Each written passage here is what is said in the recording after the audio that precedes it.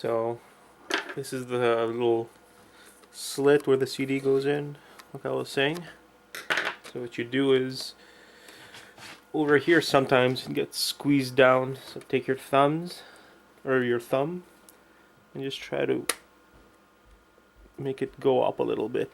It doesn't have to go up by a lot, because usually it doesn't take much to take in the CD, so just lift that. Or another thing you can do is take the top off and kind of force it another way.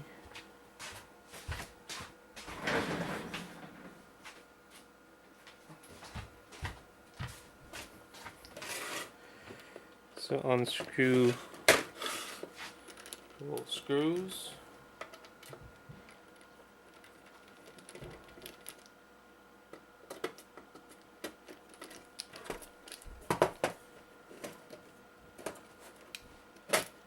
Take the top off. So again, you see, this is where the CD goes in. So just with your thumbs, just push up here.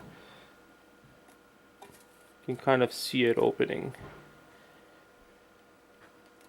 So just do that a little bit. Open up the little opening there for the CD, and it should start taking in the CDs a lot easier.